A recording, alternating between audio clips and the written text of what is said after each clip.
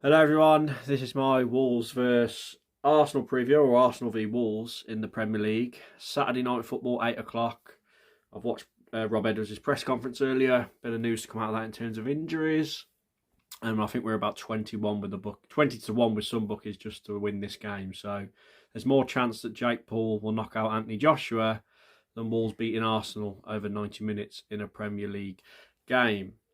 So let's talk about the injury news quickly. Bellegarde on Monday night. You couldn't say too much after the game, but I think it's going to be a period of weeks. It was a hamstring injury. It was a hamstring one. He could be up to 6 or more weeks, which is a real blow for us. And just to clarify on Marshall Monetzi, that's also looking like weeks. Yeah, it is. Yeah, it is calf. Bellegarde's out for apparently around 6 weeks for hamstring injury. We know Monetzi is as well. He's missing AFCON. So that's a blow. So I'd actually say that Bellegarde has been one of our better players lately, especially against Man United. And then obviously he went off early, but he scored a great goal. In terms of the game, I've got no hope. No hope. I mean, I've seen people saying, we spoke on the Wolves 77 Club with Sutty, Jack, Sam, that could the goals record be broken? 9-0's the biggest ever defeat. Could that be broken? Maybe, if we defend like we did against Man United. Arsenal are at the top of the league. Only a few points above City now. City coming thick and fast up behind them, so they've got to win this game to keep the pressure on City, I guess, and stay away from them. But Erling Haaland was on the This Is Football podcast, and I'm bringing him up. Obviously, it's kind of relevant because he said that when he signed for City, his dad said to him, he was an ex-footballer himself, he said, when you're looking to sign for a club, look at the ownership, not the management and the manager in the dugout. So I just thought to myself when he was saying that, imagine players looking at our ownership now in January.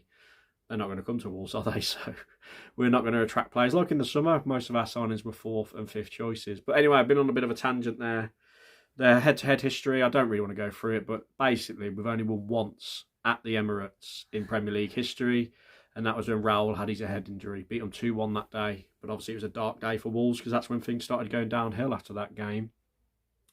As I said, Arsenal flying high at the top, and I don't know what sort of team Rob will actually go for. If it was me, I'm just going to go with the team I'd go for today. I'm not actually going to try and predict what Rob will do because I've got no idea.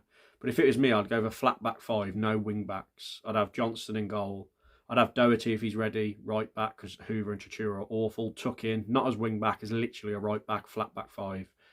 I'd have Santi Bueno, Agbadu, Krejci with Totti. I know he's a centre-back, but he has played left-back under Lopetegui in a 4. I'd have him as a flat left-back, no going forward, no wing-backs pushing forward.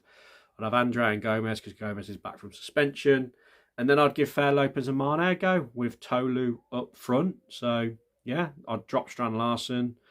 We know Bellegarde's injured. I wouldn't play Hwang. So, Fair Lopez and Mane in there, give them a chance. Sit back, defend for our lives, and try and not embarrass ourselves and go away with like a 2 or a 3-0 loss. So, don't know if you agree, but that's what I'd do. It'd be interesting to see what Rob does. In terms of score prediction, with my head, I think it'd be 5-0 Arsenal. Saka hat-trick and pick the other scorers. Take your pick, I don't know. With my heart, I think it would be 2-0 Arsenal. I think we can keep it down to 2-0 with my heart. Saka with both, why not?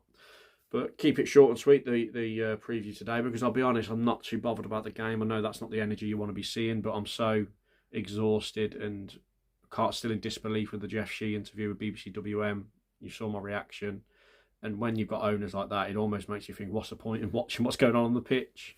But they deserve our backing. It's not Rob's fault. It's not even some of the new signings' fault, is it, that we've got inept owners and an inept leadership team running this club. So January will be interesting. Rob did react to the interview. Who was recruited, but do you agree with any of those comments? I don't think it's for me to agree or disagree with it. I think it's good for the leadership, the people in those positions to speak and try and communicate and openly with the supporters, and maybe one or two then can get their side of it. But look, some good players have left the football club in recent years, so you know, but it's hard for me to comment on stuff that pre me, to be honest, and I've got to focus on the lads. Feel sorry for Rob. He's in a weird situation because the fans kind of back him. Like, you know, they don't blame him, but we hate the owners at the moment and hate Jeff Shee. So there's going to be more protests and he's got to stand in a dugout and watch it all happen. I hope he survives this scene. He's going to have to pick up results and pick up performances if he is going to survive to be our manager in the Championship for the resurge. But yeah, it'll be very, very interesting. But as usual, everyone, please like the video. Please subscribe if you're new. Really appreciate the support lately. And I'll catch you after the game, which is hopefully not too embarrassing. And thank you for watching. Have a great Friday night and weekend.